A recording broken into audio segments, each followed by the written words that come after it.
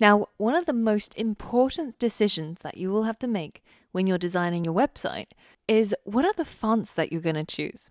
And a lot of web designers will start off by figuring out a color palette as well as a font scheme. So in this lesson, we're going to learn about how we can change the fonts for all of our text in our website. Now, there are two major font families, and that is the serif and the sans serif fonts.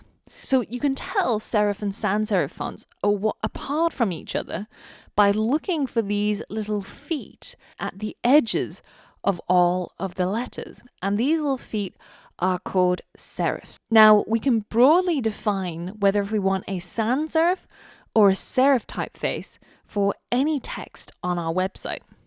So let's go ahead and do that.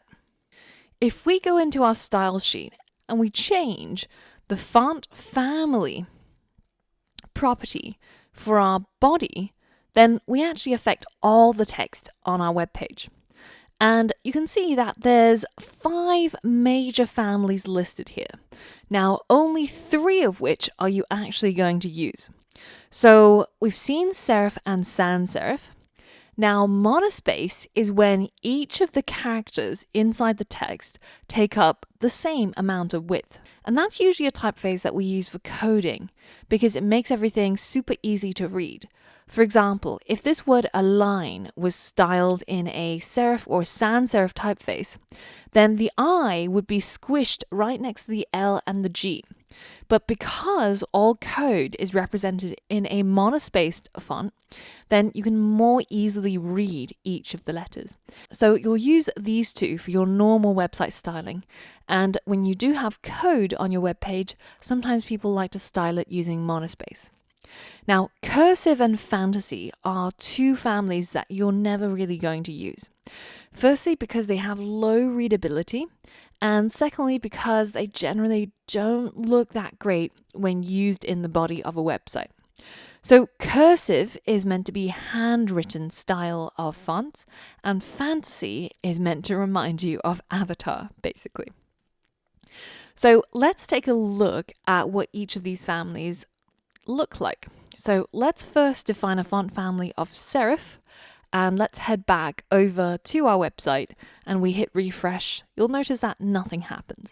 By default, we already have a serif family. You can see that at the end of the eyes, we've already got these little feet.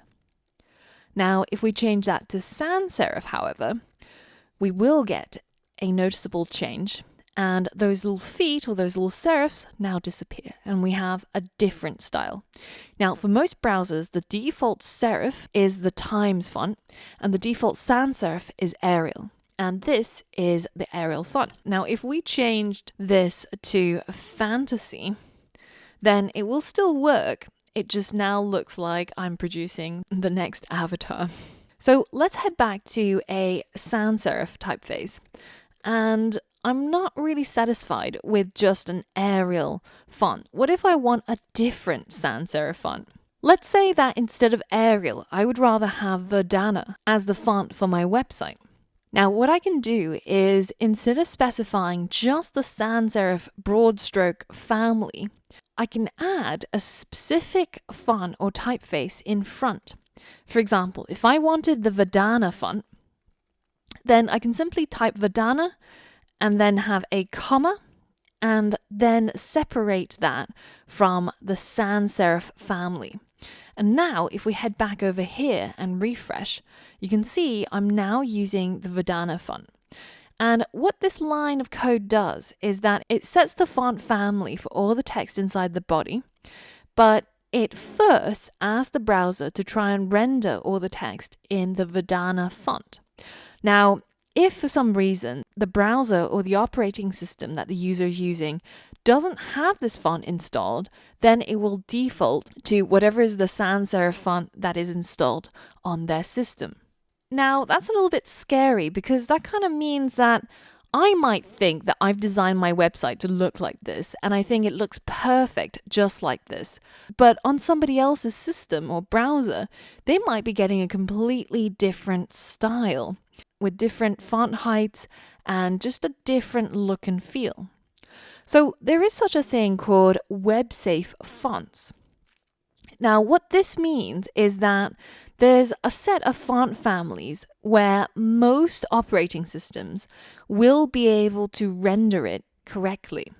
And for the serifs, that includes Georgia, Times New Roman. For the sans serif, that includes Arial, Comic Sans, Impact, etc.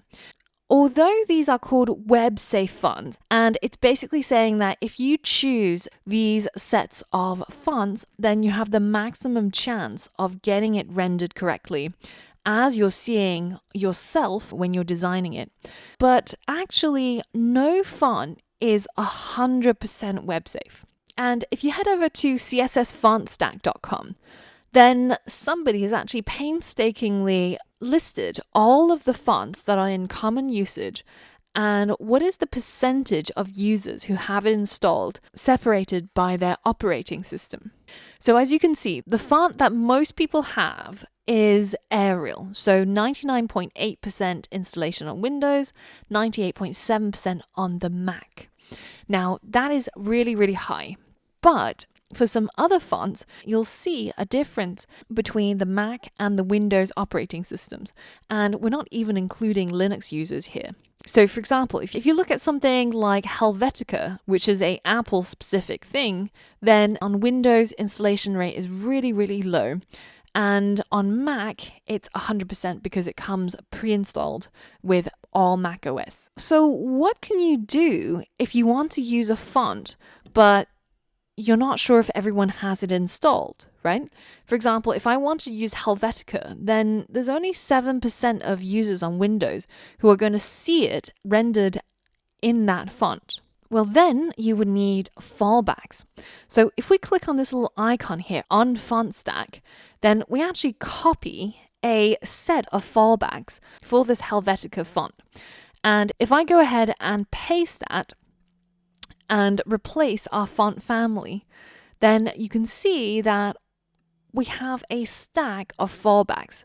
So I'm basically saying that I want the font family to be Helvetica Neue if they have it, and if they have an Apple system, then it's very likely that they will have this font installed.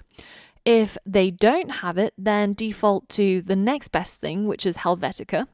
And if they don't have that, then default to Arial. And finally, just go with whatever sans serif they've got installed if they don't even have Arial, which is very unlikely. But you can see how we're going from specific to less specific, and all the while ensuring that we're getting roughly a similar sort of typeface and similar sort of feel, no matter which fonts the user have installed or not installed. So if we hit save and we go back to our website, then you can see that on the Mac, I do indeed have Helvetica Neue installed, and that's what's currently being rendered on screen. But say if I was on Windows, then I might be seeing Arial in this case. And you can go ahead and give it a go and have a look at these font stacks and copy them over to your web page and see what you're able to get. Now, what if we were even more picky as designers? What if I really want everybody who looks at my website to see exactly the same thing as I designed it? I want them to see the design that I intended instead of whatever font it is that they happen to have installed. And for example, if I was using Helvetica, then pretty much like 93% of Windows users are just going to see Arial. What if I really hate Arial? What can I do to ensure that everybody has the same viewing experience with regards to the fonts on my website? Well, you could use something called font embedding. So if we head over to fonts.google.com, then you can see that they've got a whole bunch of font families that you can choose from. And these are all fonts that are free for commercial use that you can simply embed into your website. And there's a large choice of font families that you can pick through. So you can choose whether if you want just serif fonts to look through or sans serif. They have these cool articles about which fonts go well with which, and a whole bunch of really, really useful stuff actually. But in my case, I already know what it is that I want. I want the font called Merriweather for my body. So I'm just going to add this plus sign, and this is a pretty kind of serif font. If you click on it, it actually shows you what the characters look like, who designed it, what it's about, what is the usage currently, what are the different styles, different weights, what do they all look like. It's even got things like loading speed and popular pairings, for example. So this is one of the fonts that I want, and that's going to be for the body text. So I'm just going to go ahead and click add. Now I'm going to go ahead and add a few more different fonts before I show you how we're going to incorporate this. So the other one that I'm going to pick up is a handwriting font, actually. It's called Sacramento, and this I'm going to use as the font for my H1. So a very stylish sort of font where we don't really need people to read it that clearly. So it's not like a body font where it would be quite painful to try and read through, 300 words that are all styled like this. So let's go ahead and add that too. So we've got now 2 selected. And the last thing that I want is my main heading font. And that is going to be a sans serif. And one that I'm quite partial to is the Montserrat. So I'm going to go ahead and add that as well. So now I've got 3 font families selected, and I can embed it into my website as easily as copying this link and pasting that at the top of my index.html. I'm just going to paste that link in there. And this specifies a location where if users don't have these fonts already installed or cached on their system, then the browser will take them to this location and grab those fonts for them. And then if we go into the style.css, then I can specify a font family that I want to use.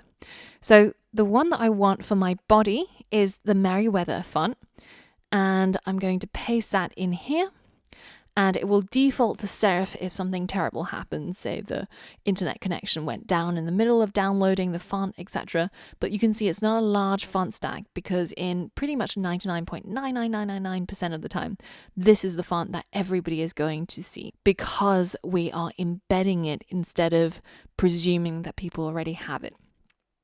Now for my H1, I'm going to use the Sacramento. And for my H2 and also H3s, I'm going to use the Montserrat. So let's go ahead and put those in there, and let's just hit Beautify to rearrange everything.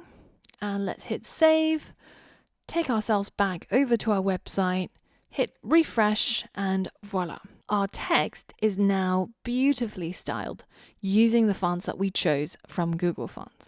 So feel free to have a mess around with the different fonts that you might like or you might want to incorporate to your website, and then simply add them to your selection, include the link in your index.html, and start using them in your CSS like so. Now, in the next lesson, I want to go and do a deep dive on different fonts and different typefaces. What are the different families and how they came about? So just a lesson on one of the most crucial parts of digital design, and that's, of course, typography. So if you're interested, then that is what you will get on the next lesson. If you're not interested, then you can feel free and go ahead and skip ahead to the next lesson where we explore some of the other font and text properties that we can use to style our text on our website. So I'll see you on the next lesson.